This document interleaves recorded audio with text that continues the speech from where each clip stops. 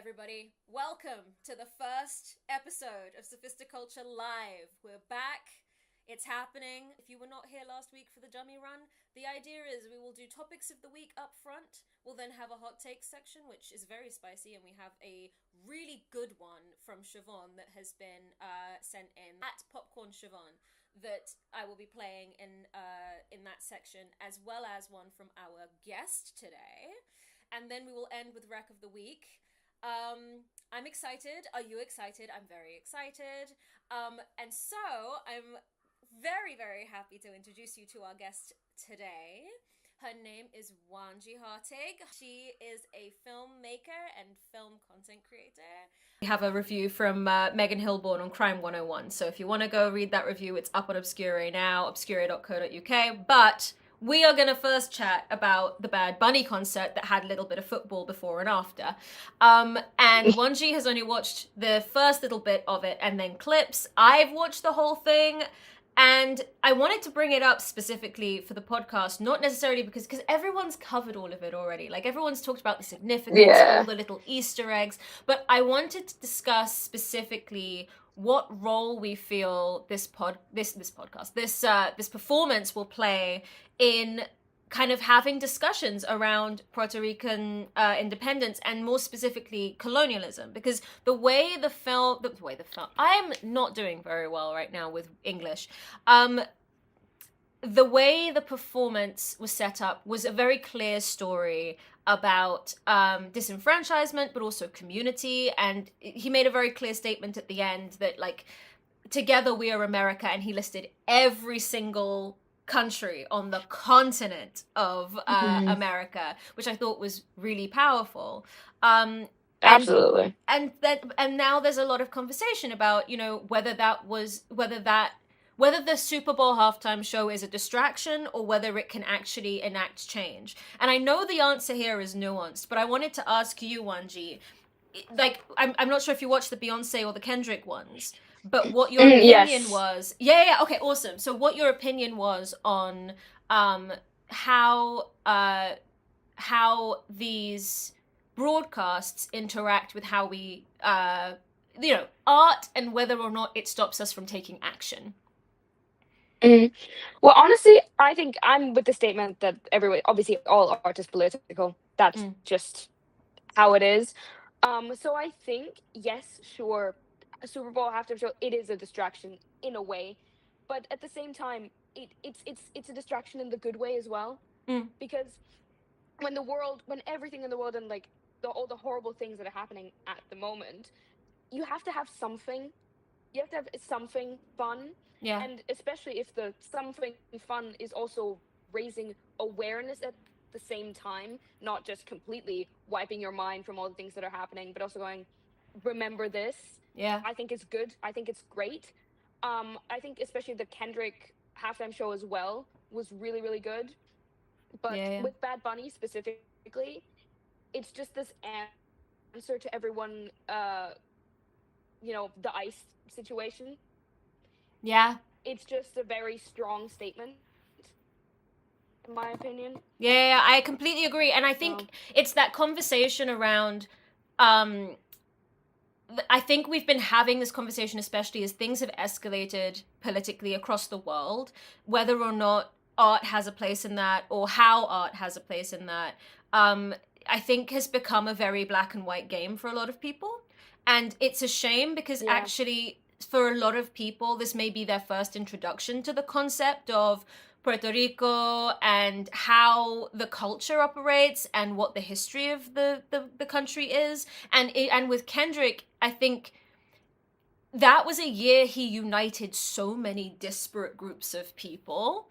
He united everybody behind, I mean, first off, hating Drake, but then also this idea of being smart enough to keep an eye out for, predators generally and predatory systems, and also highlighting the history, the black history as he went. Same with Beyonce. What I'm finding it hard to be articulate right now. What I'm trying to, the kernel I am trying to get to here is it is upon all of the rest of us, if we want these performances to mean more than just kind of a really great performance and a little bit of education, it is incumbent upon people who would like to turn that into activism, to act on people's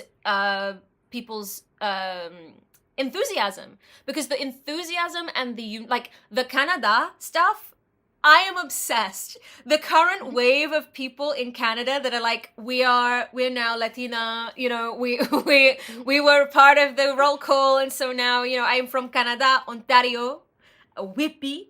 It's my favorite thing, and it's also, I think, in a lot of these moments, like, I think it rhymes a lot with everyone's like in a very Chinese time in their life. It kind of starts, you know, it's that humanizing thing of everybody connecting to one another. You know, I know we can have the discussion about like cultural appropriation and other things like that, but just the fact that in a moment where we're all being told to kind of turn on one another, we're all finding refuge in each other's cultures, histories, you know, sharing our identities with one another, I think is really creative and artistic, and also a little bit revolutionary. And that kind of ties into my whole tirade about like we should not actually be getting offline, because that's what they want us to do right now, is like get offline and stop being so connected. But that's my hot take for another time. Actually, that might be my hot take later. But yeah, I think the conversation around this often kind of devolves into whether or not someone is at a soup kitchen 24 hours a day, 7 days a week. And if they're not, and if they spend even a couple of those hours watching a show or watching a performance, they're automatically being kind of distracted from the cause. I feel is a bit, it's I understand the impulse to being cynical at a moment like this, but like that performance was brilliant, and it did so much for people who, you know, even the right wing of America can't deny that like it was so much better than the thing they tried to put on at Turning Point. So like, you know, oh gee, that was horrible. They set up Kid Rock so bad. They wanted to destroy that man's career. Like they were just like, what if we put him up against? Horrific. I think I saw 2 clips. Yeah, it wasn't great. No. But it's so like, how was Kid Rock? I saw like 2 clips of it. How was Jesus Christ? How was Kid Rock meant to compete with the Bad Bunny? Like that's like what are we? It's like, it's heartbreaking. Like no, it was not gonna happen. Have we still got you, Wanji? Oh yeah, we still got you. Awesome. Yeah, no, it was heartbreartbreaking. Hydrogen bomb versus coughing baby. Yeah, exactly. It's a shame. You're just not gonna be able to compete with people who lean into like good music and good vibes. Like I think Kid Rock's vibes are trying to be good, but like also the other thing about Kid Rock no one was talking about was that so much of his career he's been trying to copy black people. Like so much of Kid Rock's career has been based on like hip hop and rock, and it's like, who are you fooling? Like what was that? Who was that for? It always kills me. All the like right wing people are like yeah, Kid Rock and stuff like that, and I'm like, I'm sorry, if you want to try and be all this like super traditional, stick to like country music. Right. Like I don't know if you saw the try and take all the stuff that black people made and go, no, we're doing it, but in a right wing way. Yeah, in a exact the infuriating part was, first off, yes, exactly that. And then also even the guy that was like, I just want to get my fish and drink my beer, and if I talk about trans people, my daughter hates me. And he like sang that in public, which is hilarious.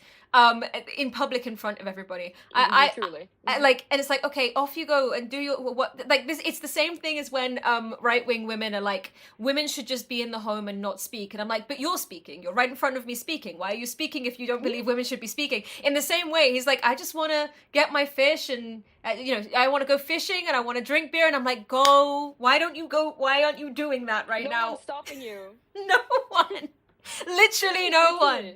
You're like, anyway. It was they set everybody up for failure with that show. It was very sad for them. But yeah, I think there are arguments to be made about art that distracts, but I don't think art that talks about people's histories and heritage can ever be a distraction. It can only ever be, to me, a good thing, even just in an educational format.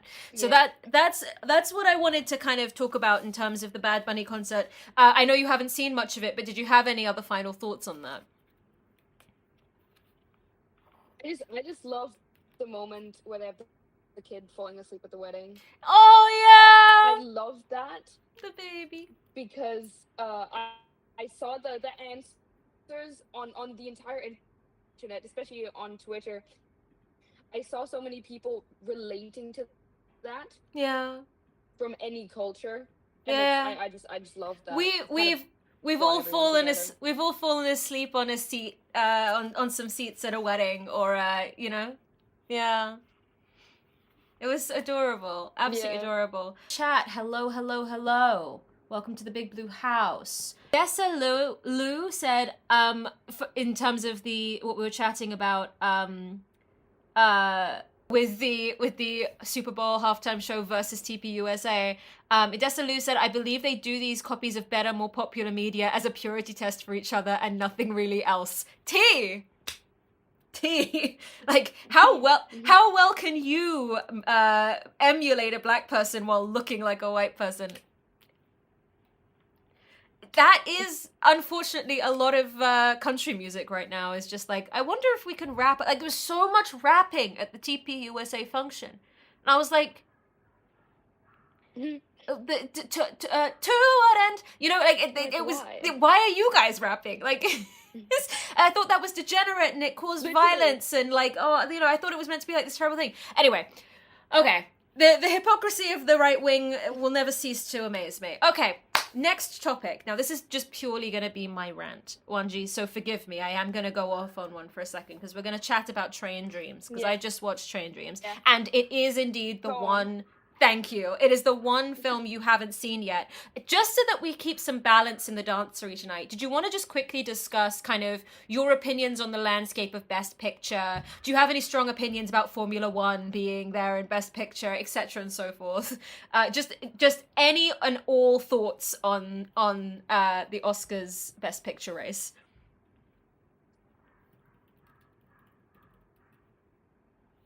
All right. So... I think F1 is a fun movie as an F1 fan myself as well. It's not very accurate, but it's fun and it's a great summer blockbuster. Yeah. But does it deserve to be a Best Picture nominee? No. And it should have been no other choice. As in many other categories, I think it should have been no other choice as well, like for actor. But that's a whole different rant. I was going to say, I have actually genuinely not seen No Other Choice yet. It's one of my big ones. Really? No Other Choice, Sorry Baby, and Marty Supreme are like the three I need to get to next week. Like, I must. Trust. I haven't seen Sorry Baby either. I definitely need to see that one. Oh my god, everybody says it's the best. Everyone says it's just the absolute best, and that it should have actually been nominated for Best Picture as well. So it's one of those things. It's one of them ones where people are like, but yes. So in terms of the landscape that we do you have any particular favorites on the docket that you're like, rah, this person should win everything? I mean, as other than Sinners. Everyone says Sinners, but like, if it can't be Sinners, it can be Sinners, but let's say for the sake of having an interesting conversation beyond Ryan Coogler is the best, what if Sinners, I don't know, Sinners is, okay, so Sinners always is going to win. What other film would you really want to see get gold? Well, honestly, I'm a huge fan of Frankenstein. For some reason, okay. I love that film, and especially I would live for Jacob Elordi win. I agree. I may not be very happy with him right now. Performance. Yeah, it was brilliant.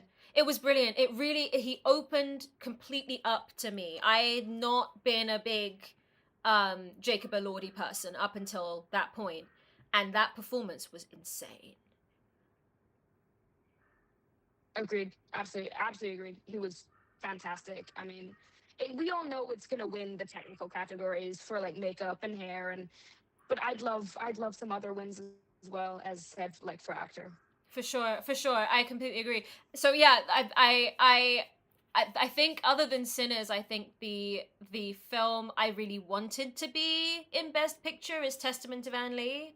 I really went to bat for that film. I haven't seen that. Oh, and like there are a few people in my life where if they agree with me, I know my opinion is right.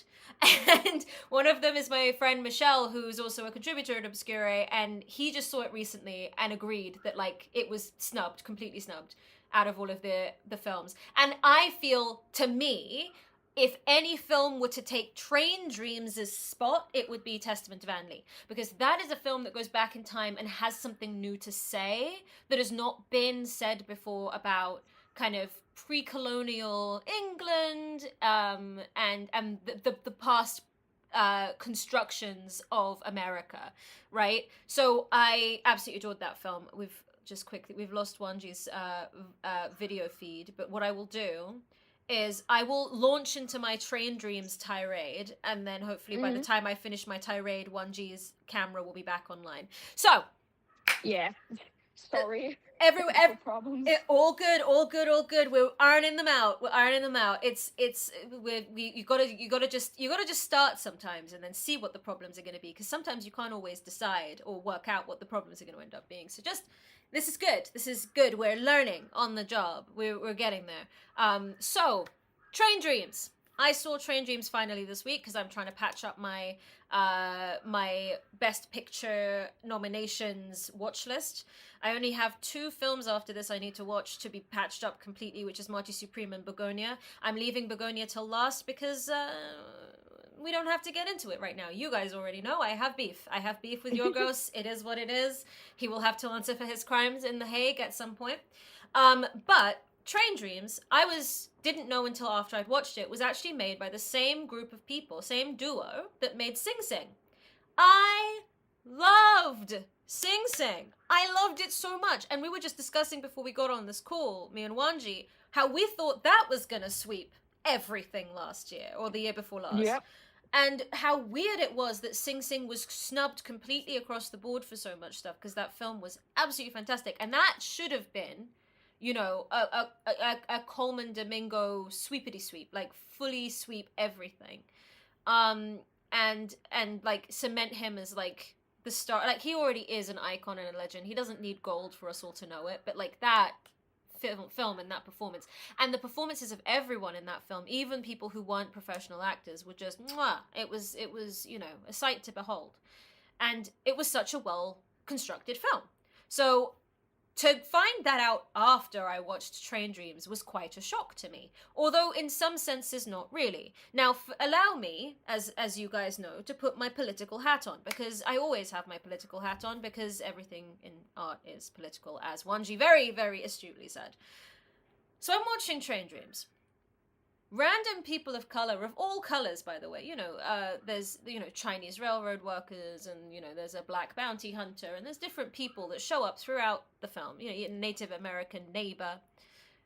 They all come in and teach, and a part of the story we're telling about this one white guy's life between, like, just before the turn of the century up until, you know, the mid 20th century. So, like, we're just end of the railroad era, you know, kind of thing. You know, through World War I, World War II. And Joel Edgerton very much looks like he's from that time. So they nailed it. They cast it fantastically. And the story is kind of, forgive me, a nothing burger. And you will read my review. I have a written review that's coming out in Obscure next week. But it's a nothing burger in that it's one quiet story about one guy living through this time. And in that time, you know, these people of color exist to teach this guy something about the randomness of life. Like, the central question of the film is why. And it's, why is life so tragic? Why do bad things happen to good people? Why do, you know, all of those kinds of whys. And in 2011, like, it's based on this kind of novella or this story this guy has written in 2011. And I once I found that out, I was like, okay, this makes sense. This is a film that would have absolutely swept Revenant style at the Oscars in 2011, when everyone was like, oh my gosh, you made a period piece that's also talking about racism, but the main character is white, so we don't feel threatened. You did it. Let's give you all the gold. Like, this is that film. That's what Train Dreams is. It's like, oh my god, you did woke, but in the subtle way. Like, we love you. And it was not radical at all, which of course it can't be. And it centered, obviously, the white guy, because that's what the story is, right?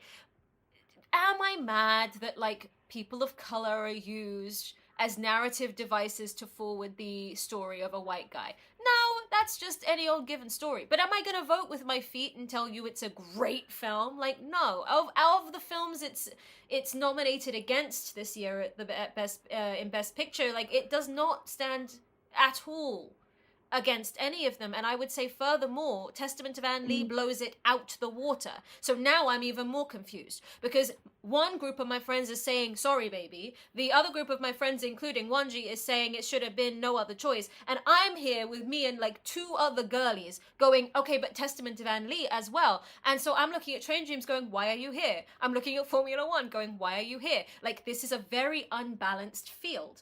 And I think a lot of people are talking about whether or not everyone watches all the movies, da-da-da-da-da. I don't think we can sit here and have that discussion, because so many people in film are busy making films. They don't have time to take the Oscars as seriously as journalists do, because journalists have more time to talk about the Oscars. It's our job. Filmmakers are busy on set making films, but they are often the ones voting in these awards. And now there's been this announcement also that the Academy Awards are not even going to host in-person screenings at the Academy headquarters anymore.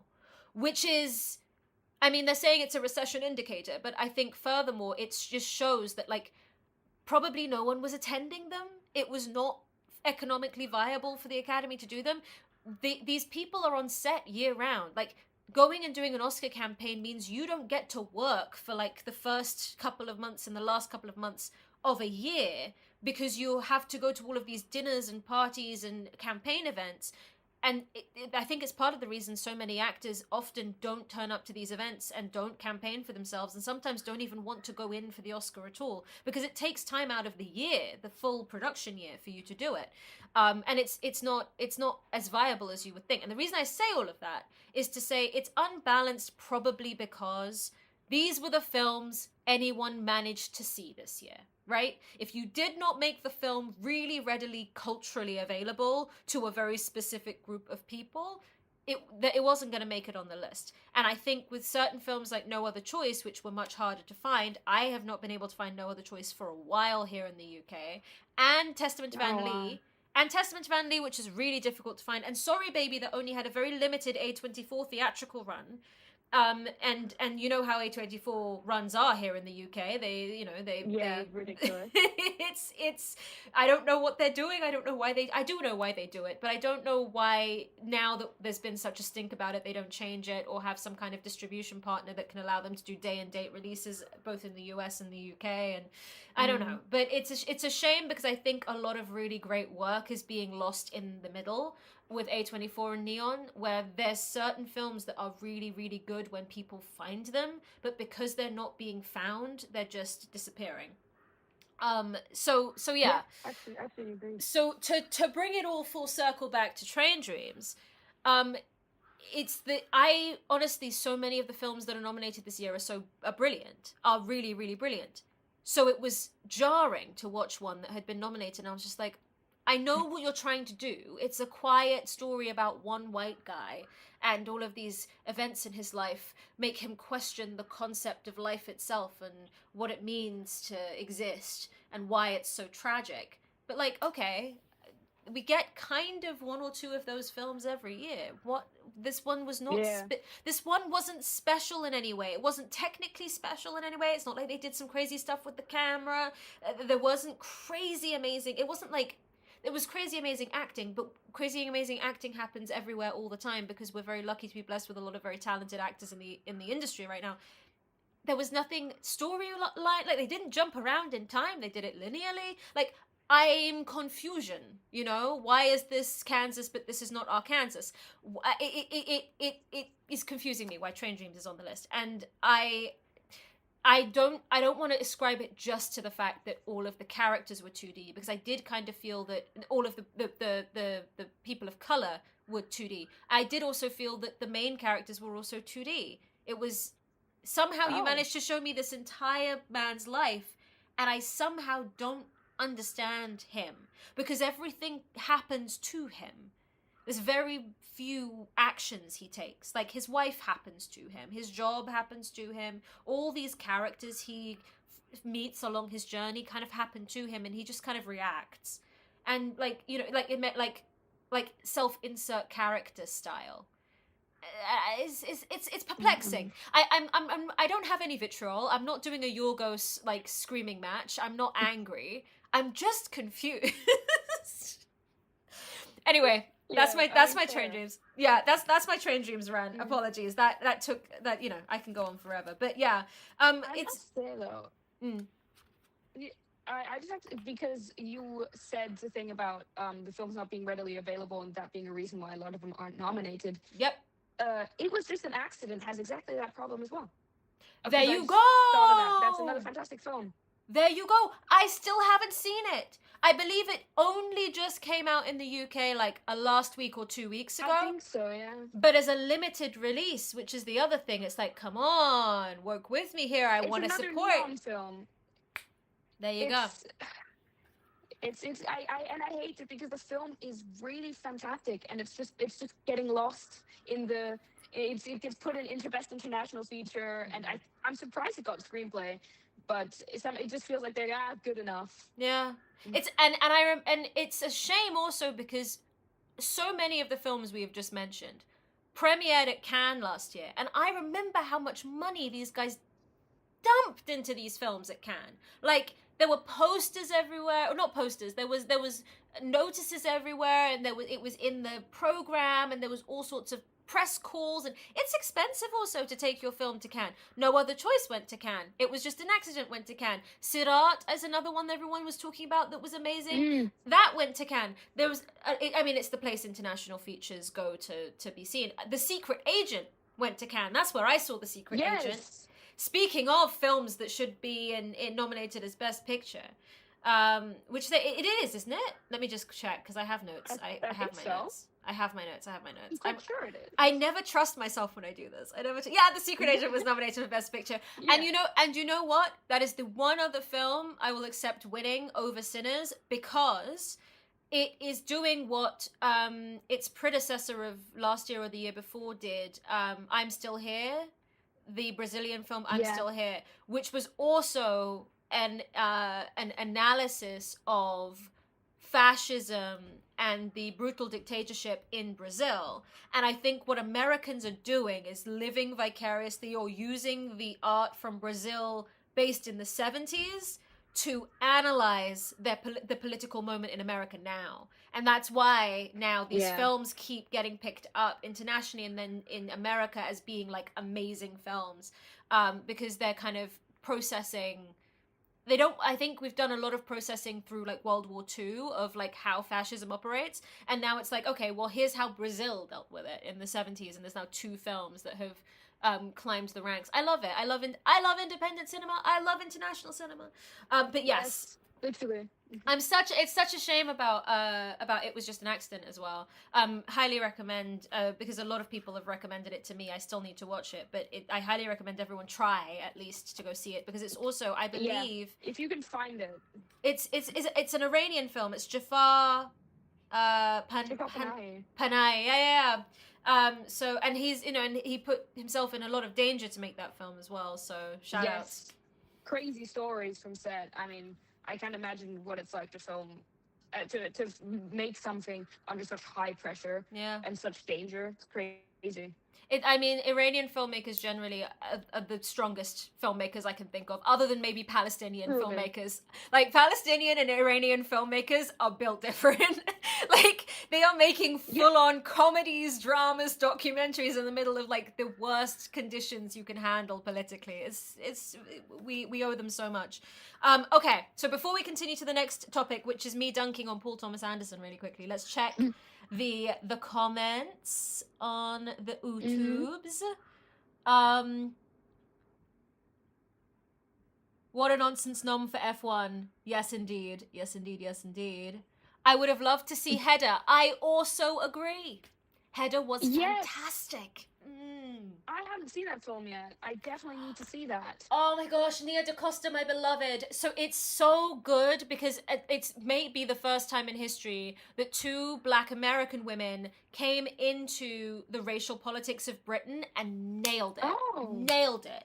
Like, so Hedda, Tessa Thompson plays Hedda as a Black British woman, and even though Tessa is a Black American woman, to a T. Like, she just gets it. And the whole film kind of, it's Hedda set in the 50s, even though the original play, I think, was set at the turn of the century. And it uses racial politics as well to what am I trying to say? To enrich the text with new subtext. The original subtext was bad enough, with like Hedda, not bad enough, you know what I mean? It was deep enough. Hedda being this destructive force at the party that night because, she's a woman that's been repressed by society. And if you then add the racial politics on top of that, it's so sweet and it rhymes at so many places. And it's just, it's the best. And Hedda was fantastic. It's on Amazon Prime. You can watch it. Great. Yeah, just on Amazon if you have it.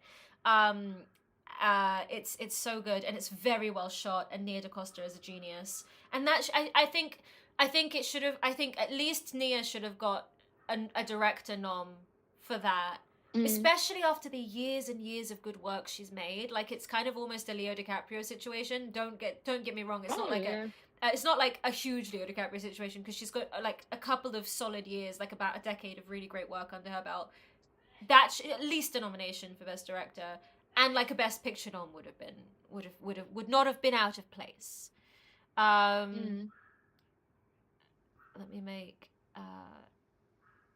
me just fix the audio on Wanji. Thank you so much, Nick, for flagging that.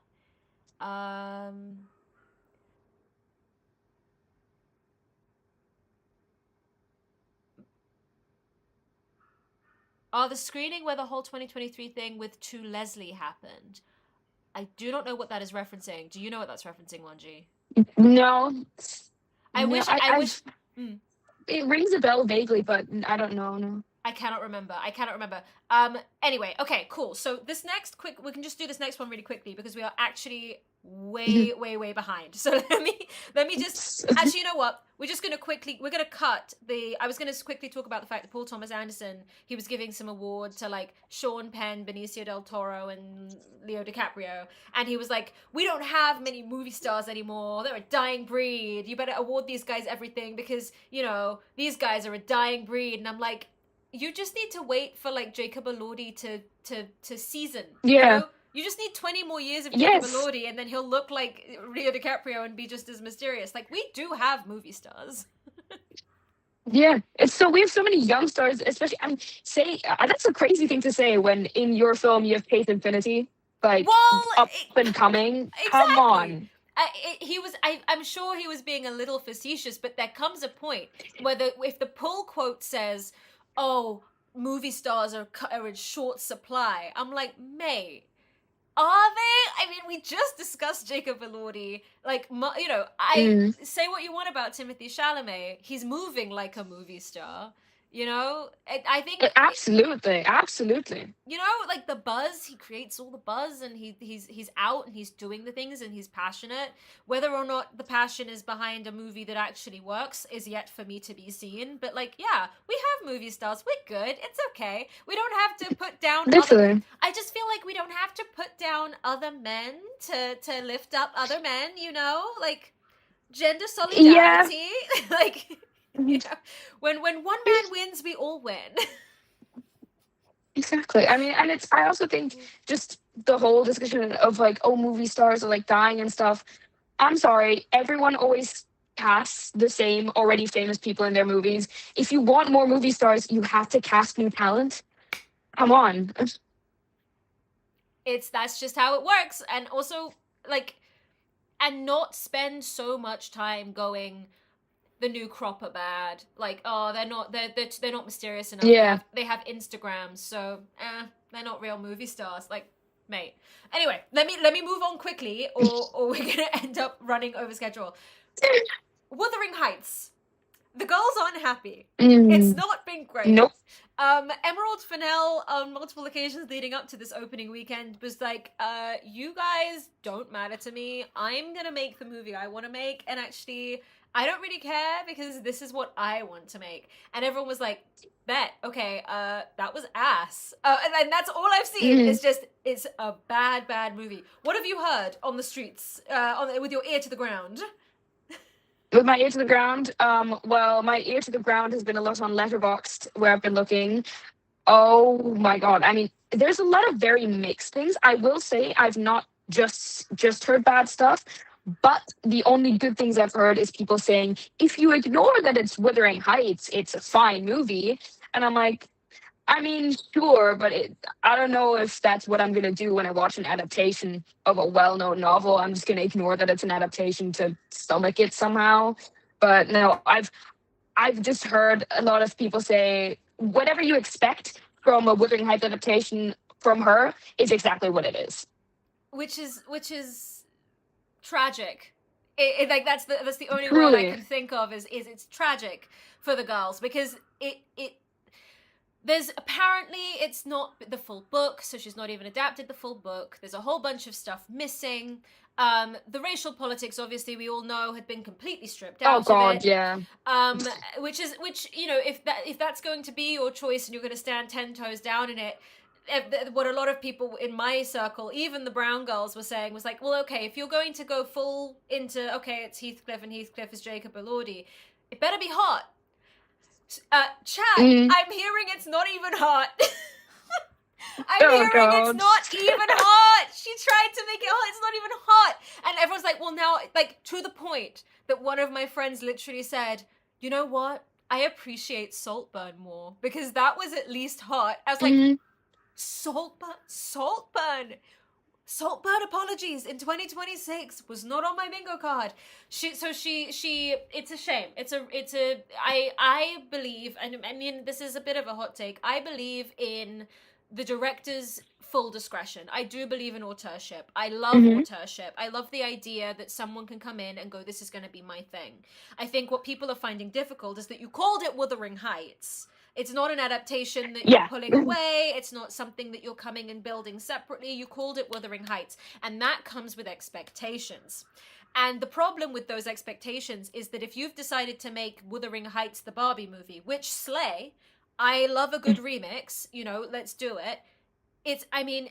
You're promising something hot and you're promising something Wuthering Heights because it's called Wuthering Heights. And then if it's not Wuthering Heights, and so much of Wuthering Heights is missing from it, including most of the context, most of the book, and, you know, the period accuracy, okay, fine. It's not even hot. So the two promises you had inherent to the project you were delivering to everybody, it's a real shame. It's a real shame. You know, I won't say we were all rooting for Emerald Fennell. I won't say we were rooting for her on this occasion, but I do believe that just before this was announced and just before we realized what it was going to be, that I think to some extent post Saltburn there was at least something in me that wanted her to succeed. Like, because she was a female auteur in the space doing stuff that was a little bit controversial that men found very uncomfy. And I was like, okay, well, this is good for the art form. It's good. It's pushing us forward. Little did I know the situation. It's a shame. Yeah, because I won't lie. I enjoyed Saltburn. I'm one of those people. I don't think it's as bad as people say. Yes, if you kind of start to critically analyze it and stuff, it starts falling apart a bit. But as a film in itself, as a fun fun film. I like it. Yeah. So when I heard that she was doing Wuthering Heights, I was like, okay, interesting. But then I saw the cast start to come out, and I was like, what? I mean, what are we doing? What is Why it? is this Wuthering Heights? Like, I think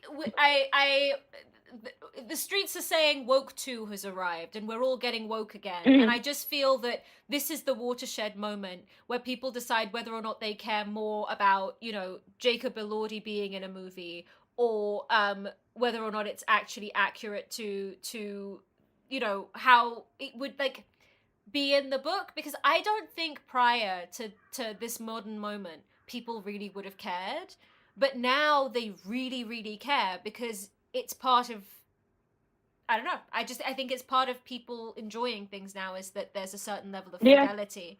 And there's been this, and it's like most people who were into the book, even before there was this kind of reanalysis of the text and going, oh, there's racial politics here, and it might be that Heathcliff is actually black. Before that watershed, this would have been a fine adaptation. After that, the literary girls are intense. Like, at that point, once the consensus has been reached, nothing will save you if you decide to go back to the old way, and you don't make it woke. So yeah, anyway, it's a shame, because I like you said, Saltburn I think had a lot of promise, and it just gets to a point. It just gets to a point where you're just like, oh, that's like, there are so many opportunities for Jacob Elordi to be Jacob Elordi. He didn't need this as well, and we didn't necessarily need our Heathcliff to be this either. And I don't think that's Frankenstein up with that is crazy, right? Because and it's almost ruined. Like, it's low key, low Kirk. Almost unironically, it's ruining his chances of winning for Frankenstein. Yes. Yeah, it genuinely could be. Like, I don't think he has that high of a chance, but during the height of everyone's hype for the Oscars, being in Wuthering Heights really is not doing him any favors at all. Because the current conversation around him isn't just like, it's bad casting, but why did he take the role? And that's like, no one ever used to have those discussions. Like, because Odessa Zion aside, this idea that now it's on actors to be woke if the production team aren't, I love this twist. It's kind of brilliant. Same. It's iconic. I love it. When people pointed it out with Odessa, I was like, to be fair to her, when she said that she hadn't read the source material and stuff, absolutely valid. Yeah. But especially because she then immediately jumped off the project and they've recast it now. Yep. But I'm waiting for people to really have that energy now, and honestly, I love it. Yeah. I'm a big fan of it. Yeah, I agree. It's a great trend. Long may it continue. Okay, final thing is, I don't know if you've heard, but there is a fan editor that came onto the internet, I think, if not this week, last week, and was like, hey, so I just got hired at HBO to edit trailers and footage and stuff at HBO. And I have been waiting for this moment in fan culture for so long, because fan editors are the backbone of fan culture, fandom. Like, this is amazing. 100%. What a moment. But I wanted to bring this to the pod really quickly, because I wanted to discuss whether this is going to change the art form. Because at this point, you can think of it in two ways. Number one, fan editors technically are also influencers. And so anything they feature, back in the day, you'd just know it's because they loved the thing. There's no financial incentive. You know, HBO doesn't know this thing exists. They might actually get sniped by HBO for copyright, right? Now, you don't know if anything's an undisclosed ad or they get footage in advance because they're working for some studio. And then the other thing is that if they're working for a studio now, it's like there is now a viable path from fan editor online to being hired at a film studio. Is that going to change the art form? Is that going to change how people interact with the art form? That's so interesting. Honestly, I never thought about it like that, because I was way too caught up in thinking, yes, like, finally editors are getting proper appreciation. I mean, I'm saying this as someone, I was in the trenches of Instagram edits back in the days. Like, I was there. But honestly, I think it's a good thing. There is some negative force, just as you said, undisclosed ads, stuff like that, it might affect the art form.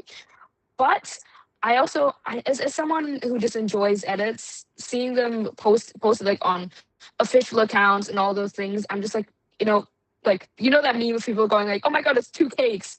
That's what I feel like. Oh my god, it's two cakes. Yes. Literally. No, that's so true. That's so true. I do think this is going to lead to a serious renaissance in film trailers and film promo. We are about to have. That's what I want. It's gonna be so like we are about to witness an era of film promotional materials unlike ever before. And the language of film trailers has always been so fascinating to me. The idea that that's now going to be influenced by fandom is so exciting. And I think the only thing I'm worried about is I know kind of, back in the day, people made YouTube videos for the fun of it because there was no AdSense. And then as AdSense came in and the incentives of the algorithm and the platform came in, slowly the language of the platform changed to match what would help someone make a decent living on the platform. Now, did it flourish? I think it's two cakes. You're so right. It's what a reference to bring in, because two cakes is perfect. There's two cakes and a warning. It's like we have this amazing thing where we're going to get fan editors, maybe some of the most competent promotional editors that exist on planet Earth, making these materials with the official materials from the studio. As long as the studio don't interfere too much with how the fan editors do their work, it could be a real renaissance for the art form.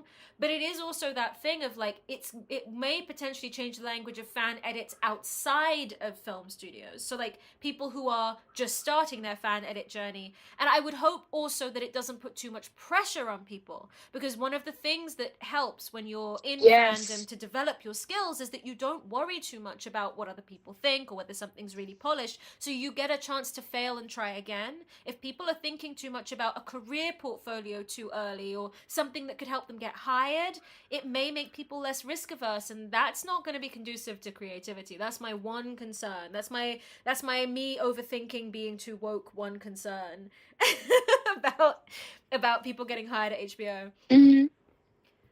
But yeah, I mean, do you have any faves? I can absolutely see that. Do you have any fave fan editors? What, like? Oh, honestly, I don't have any names in my head. Very sadly, I have them here. I was gonna say, there's sadly do not remember any usernames. I am going to refer only to this. I cannot remember their name as a fan edit account, but the people know. There was an edit that this account did of Pedro Pascal in Kingsman 2. Yeah. Hey, sexy Decree, lady. I think is the username of that person. That's true. That is. It's Decree. It's Decree. Thank you. Yes, Decree is my favorite fan editor. Oh, of course. That was a cultural reset. It really was, and it's crazy to me that it was the guy that did, or the person that did the Creed edit that actually got the attention of the studios, when that fan edit by Decree potentially may have given Pedro Pascal his big break. like that edit was the moment where he became the internet daddy, and like it all took off from there. And now, and quiet as it's kept, I don't know if anyone's paying attention, but Pedro Pascal is heading for his Oscar.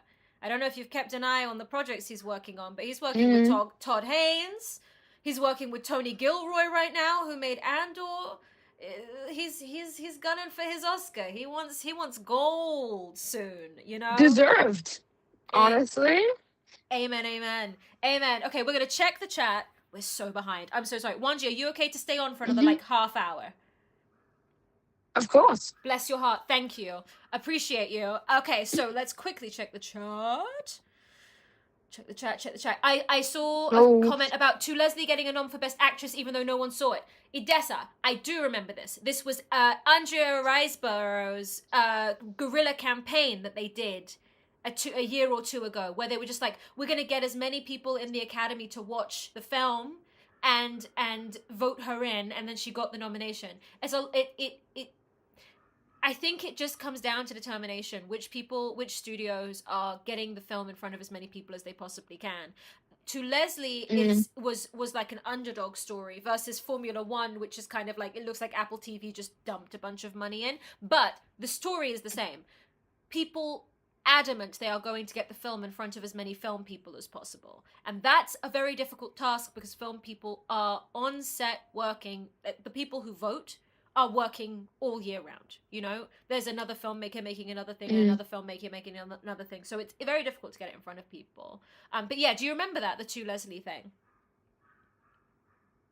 I've got no idea, honestly, sadly. It was basically a guerrilla marketing campaign that Andrea Riseborough and the people who made the film put together, where they were just like, we're an indie, we don't have big studio backing, but we're gonna give it the good college try for an Oscar run, even though we're a very small film and no one's seen it. And they got Andrea Riseborough a nomination.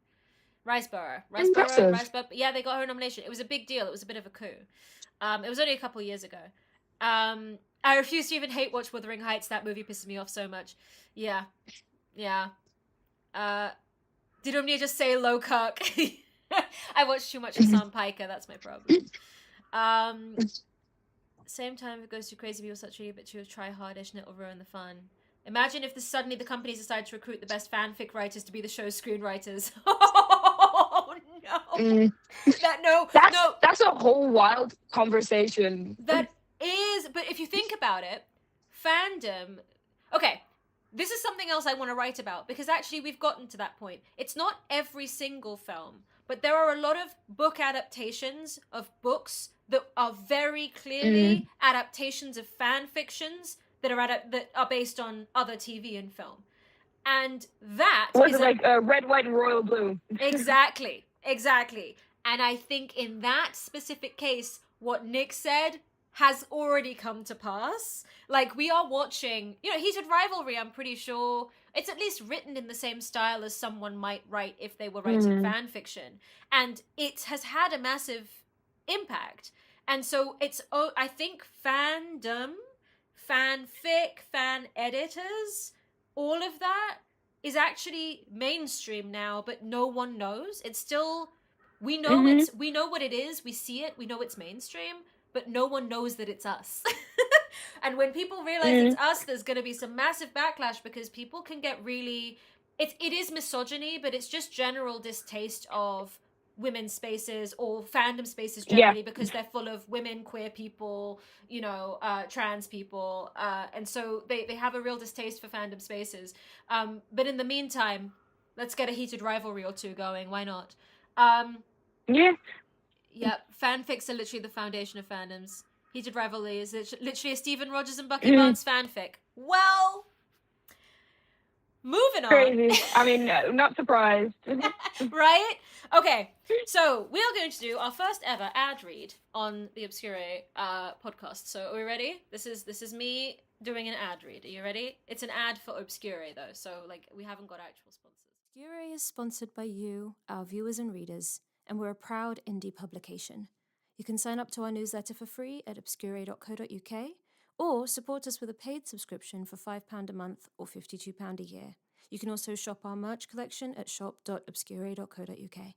Thank you for supporting our work. Currently wearing our cap and also my Cooper Hoffman Appreciation Club tee. Thank you for supporting our work. Why, thank you. I have to say, it literally came in the post yesterday. I've been waiting for forever for it. The shipping got delayed. And Cooper Hoffman's year is upcoming, because even though he had the long walk last year, we have Poetic License coming, and we also have I Want Your Sex coming. It's going to be a good year. For those. It's going to be a good year for Cooper. I love Cooper Hoffman. Listen. I've been on the Cooper Hoffman front lines. I love him. So agree, and big ups to his father. Best to ever do it. Yes. Which I absolutely agree with you. And the only thing is that I do the same with what's her name? Gorgeous girl.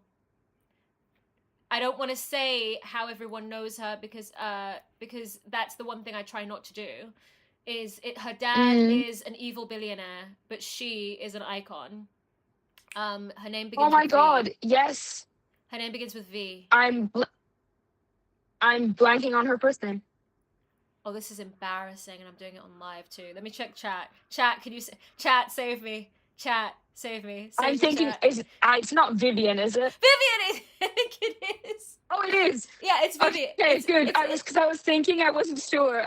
yeah, Vivian Jenna Wilson. Vivian Jenna Wilson. Oh, thank God. Oh, thank Yes. God. Yeah, Vivian. It's Vivian. Thank God. Oh my gosh, how embarrassing. Oh, Vivian, I'm so sorry. That was so embarrassing. If you see this, I'm so sorry. Anyway, I don't say I love try her. with Vivian and I try with Cooper Hoffman not to mention their parents too much because they are their own people and they are their own icons. But I will say, if Cooper's dad was the best to ever do it, Cooper is about to take the cake. That is what I'm saying. Like, he is just built different. Like, he is so out the gate good at acting. Yeah. So yeah, it's clearly runs in the family. I'm very much looking forward to Cooper Hoffman's summer. Okay, Wanji, you have a hot take for us. It's hot take time, and let's do the hot take. It's hot take time. Okay.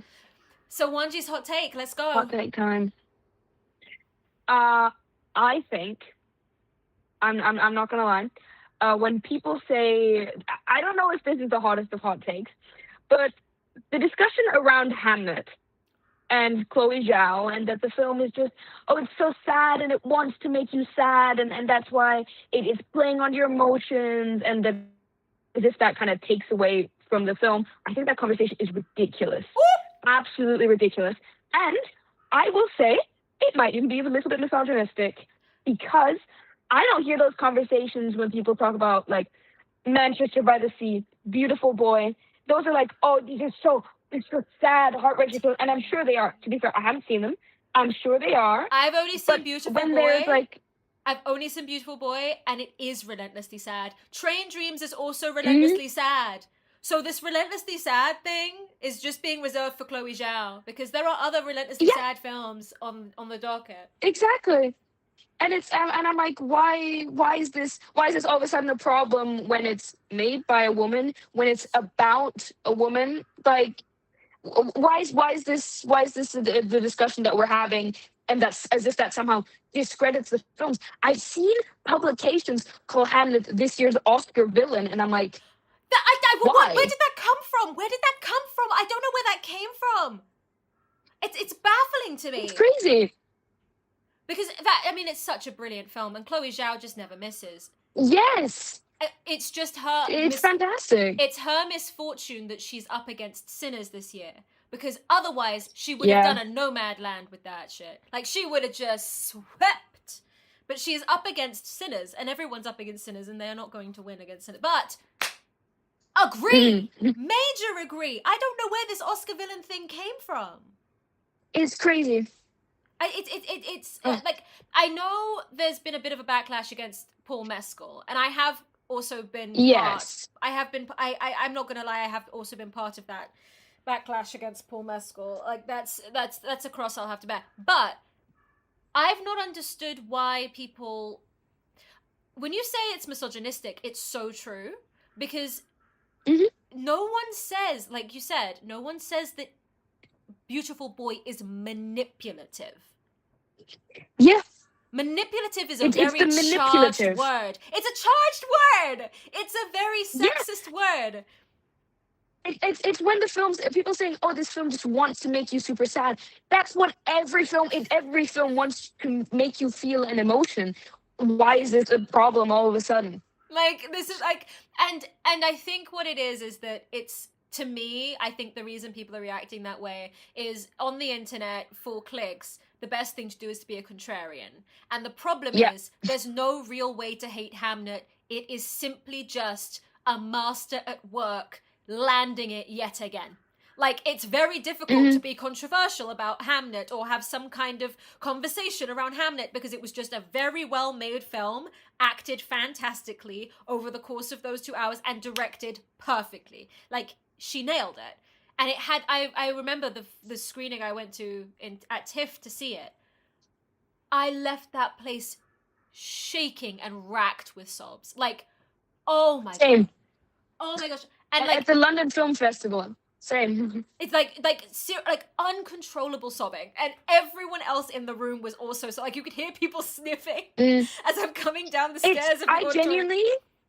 Yes, at the film festival. It was 11:30 in the morning. What a time to start the day off with such an emotion. Jeez. You know the way everyone always stands up immediately at the festival. They're like the second the screen goes back and the credits roll, they start running as if Yep. they've got somewhere to go Yep. immediately. Yep. For Hamnet, people were seated.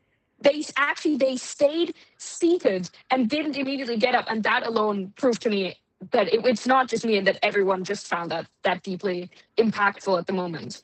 Like, and what controversy could you stir up from that? Like, how are you meant to farm Yeah. clicks? How are you meant to farm clicks from something being that good? I think everyone was coming out of this film going, it's so good. It's just so good. It's just so good. It's just brilliant. Here are all the ways it's good. That at some point people were just like, I'm tired of that. Like, I'm tired of it being good. Can we start a fight? Which is such a shame. Yeah, we need to have something controversial to say about it. We need to find a way to hate on it because, of course, you always have to find a way. Apparently. Anyway, it's a shame, and it is just a flawless film. And the problem is that also it's up against Sinners, which is not just a flawless film, but potentially one of the greatest films of all time. So it gets to a point. It gets to a point. I feel, but it's the kind of Hamnet in any other year, like a Nomadland, really would just be the clear outsized winner. So the idea that it's an Oscar villain, I thought the villain of the Oscars this year was going to be Timothée Chalamet.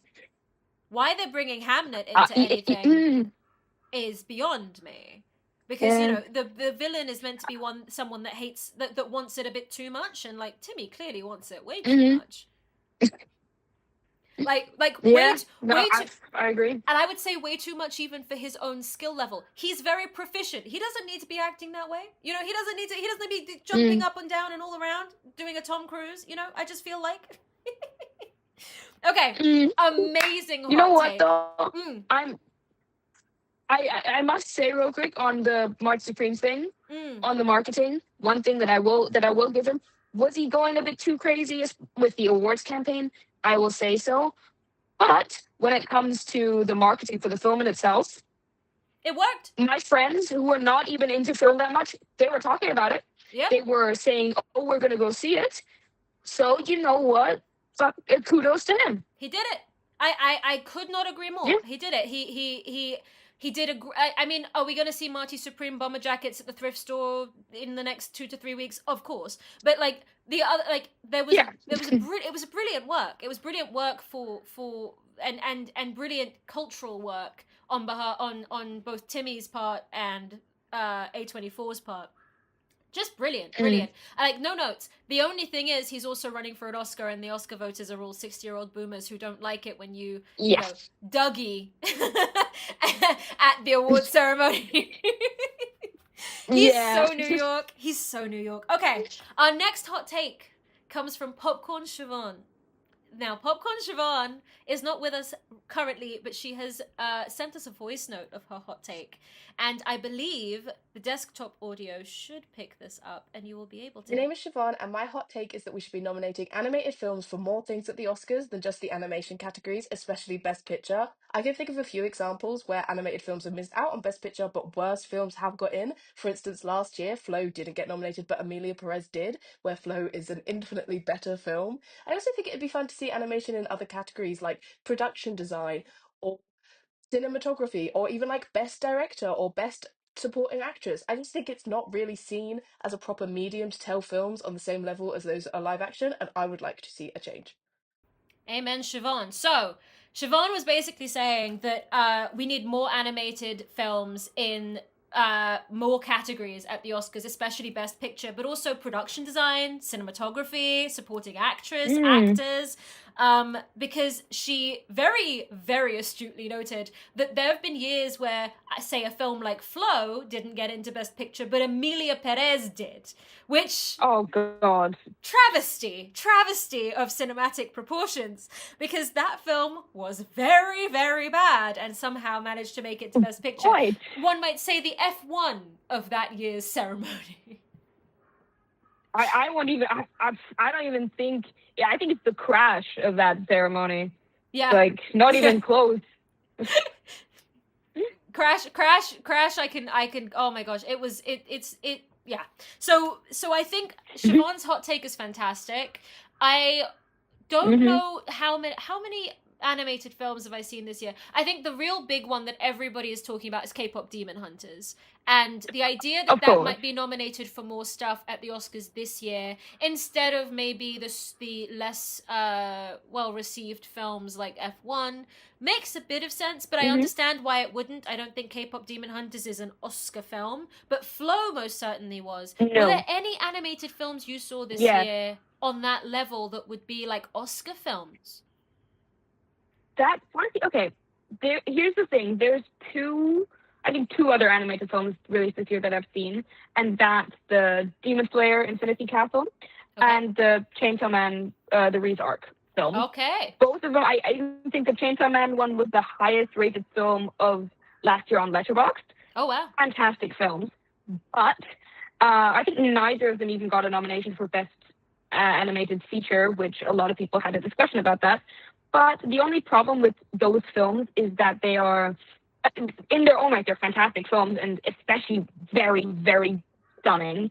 But they're continuations of a TV show. So for me, that's always a bit complicated to give them a nomination. Like if it were a sequel film or something, that makes sense.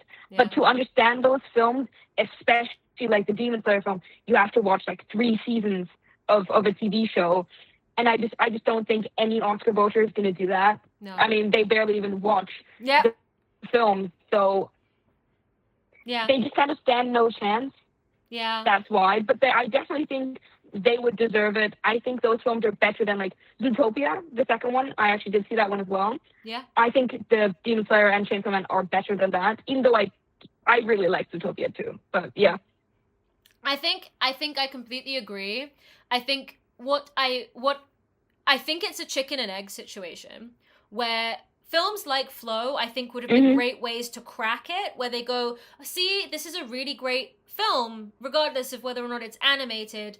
Let's award it to try and break this kind of stigma, because it didn't used to exist. Animated films, Disney films used to win Oscars. Like, animated films have won Oscars before. It's just not right now. And because the definition of an Oscar film has changed, but Flow fit into that more than, say, K-pop Demon Hunters or Demon Slayer or these other films that are more so catered to audiences before they're catered to awards. If there had been a moment with Flow that was big enough, then the commissioners would have commissioned animated films that matched like an Oscar film profile. Yeah. And then we would have had those films to be able to nominate this year. I think it's kind of like, without the evidence that it's something that can win an Oscar, no one's going to commission it.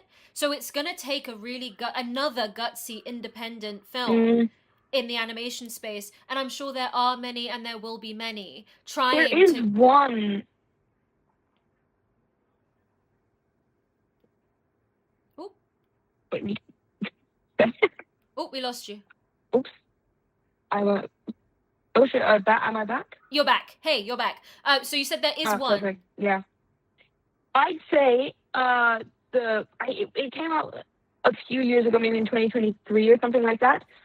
The Peasants. It's by the same people who did the Van Gogh one, the hand-painted film. It is fantastic, and I think it would have had so much Oscar potential. Those are the kind of films that they need to make more of, because those feel less catered to, as you said, general audiences and more towards awards. Because I'm not taking my mom or something to see The Peasants, but I am taking my super cinephile friends to see it. Yes, so there you go. That is exactly the kind of the kind of film, and the more that it's also the Oscars are a game. It's a kind of an industry, and so gaming that to get them into a position where they can actually be represented at the Oscars is going to take someone's concerted effort. And once they make that effort, I think the floodgates open and more animation can get into those categories. But I think it has to be a concerted effort on the part of the studios to even go for those positions. And I don't think it has to do with whether or not Academy voters would watch animation, because I think they would. I think they all respect the art form. I just think that it's something they're not doing. Again, the debate around Oscar voters forgets a very key. Everyone talks about it like it's like this is an impartial job, but the best thing about the Academy is that it is literally only made up of the people who work in the industry. And because they work in the industry, they are working, and it's harder and harder to get stuff in front of them. But so it takes a lot to get something to the Oscars. I would love for there to be a push even on the part of like maybe indie studios like A24, or big indies like A24 or Neon, to get something like that over the finish line and open that door again, because there's so much talent, so much storytelling that can be done in that space, and we need to respect the art form of animation at this time of AI. We need to have a respect for that art form in the Academy Awards, so that AI art, right? So that AI art is not valued as being equal to, you know, the handcrafted animation or the computer generated manipulated art form that is animation by people for people. So I completely agree with you, Siobhan.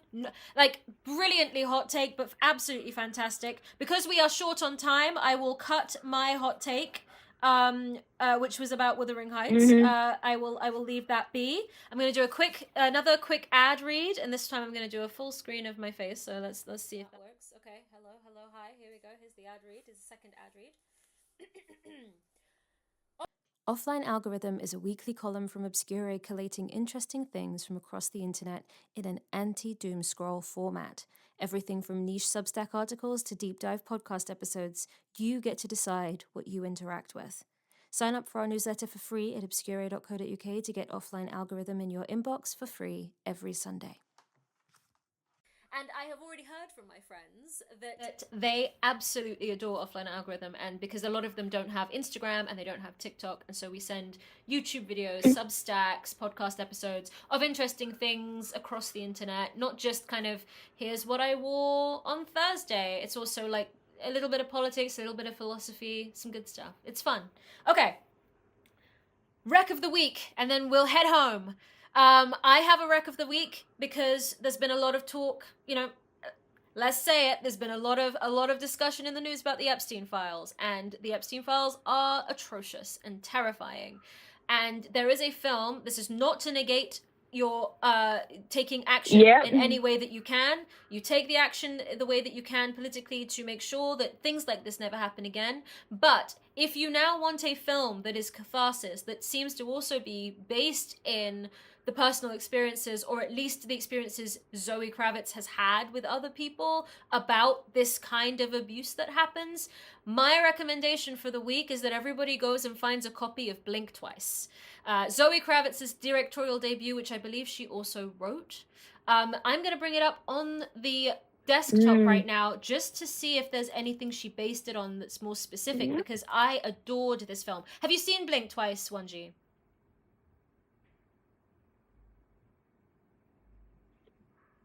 I haven't. I need to see it. It's so brilliant. I will say, trigger warning for anybody who doesn't want to. It's a psychological thriller, and it is about abuse. And I will say SA, but it's much more serious than even that. And there's, you know, basically it's a CEO taking a bunch of girls that he met, you know, to a private island. And it's fantastic. And from what has happened and come out in the news recently, the film feels almost prophetic now. Even at the time we were saying this probably is based on experiences that people have had in Hollywood that either Zoe is pulling from, or she even I'm not seeing anything in here about how she was. Yeah, she just started writing it and she made her directorial debut. So there's nothing even about how she was inspired by this, but it's clear because she's from a dynasty. She's from the Kravitz family. She is Lisa Bonet's daughter. Lisa Bonet, we know, had massive trauma from her time on The Cosby Show with Bill Cosby. We know about Bill Cosby. And so this is, I think, a really good film to pair with the week's events and the month's events, just to remind ourselves that just to kind of, I think it can be very numbing when a lot of these things break in the news all at once. And I think it's an incredibly affecting, and for those who are not ready to watch something like this, a little triggering. So if you don't want to get triggered by the themes in this, don't watch it. But it's a brilliant film to watch right now to just remind yourself like how to feel what has happened if you're not feeling it, if you're numb. If you're already feeling it, don't touch this film. But if you're feeling numbed to the concept of what this means, of what has happened, of how these women and young boys and everyone have been traumatized by these kinds of people, these men, these powerful people, Blink Twice is a brilliant film to kind of have a bit of a catharsis about it, and also make you think a bit about, you know, the boundaries between atrocity and complicity, because there's a lot of that in the film about whether or not people are complicit within their own abuse. And so a brilliant film. Wanji, if you wanted to give the people a recommendation, go for it. Well, at first, obviously, when we talked before, I had the Hunger Games fresh on my mind, which I think the Hunger Games is always topical. But I will actually shout out American Fiction here right now. One of my favorite fantastic films! movie. It's so good. It is one of my favorites as well. But I think right now it fits in with the conversation that we had near the beginning about the halftime show. Basically it's about the cultural hypocrisy, especially in America, but about an author who is, you know, sick and tired of people only wanting Black books because he's a Black author, and then he decides to, you know, give them exactly what they want, and play into it. And it has a very, very interesting conversation, in my opinion, about culture. How do I phrase this? Culture in entertainment, and how you profit off of that, in both in the good ways and in the bad ways, playing into stereotypes, all of those things. And I just think it's very fitting to the whole discussion about culture we're having about the halftime show. So if that's something that you're interested in, go watch American Fiction. It is a fabulous movie. Iconic recommendation. Iconic. American Fiction is one of my favorite films potentially of all time. I watched it and it was an immediate classic to me. It's so good. And what's his name? Cord Jefferson. Anything he does in the future, I'm sat. I am so seated. Immediately. Wanji, where can people find you? If they liked what they heard, where can they find you? You can find me at literally Wenji on TikTok, on Substack, and on Instagram, and on YouTube as well, actually. Nice. So, you know, if anything I say sounded interesting to you. Oh, and it's now that I realize I've been pronouncing your name wrong. It's Wenji. It's honestly, I really don't care how people pronounce my name. No, it's not that deep. I'm so serious. As an Umnia, I don't get bothered when people mispronounce my name, but like I'm bothered when I mispronounce other people's. So Wenji, thank you. If I end up editing this, I might end up dubbing every instance of your name I say. Overdubbing it with the correct pronunciation. Thank you so much for joining us. Sorry for keeping you an extra half hour. No problem. I had a great time. Thank you so much for having me. It's been a pleasure. Thank you for yapping with us. And I will also link your socials in the description below when we post this live. Thank you so much for watching, everybody. You will find this on your podcast streamer of choice at Sophisticulture. We will be back next Friday with more news and more recommendations and more hot takes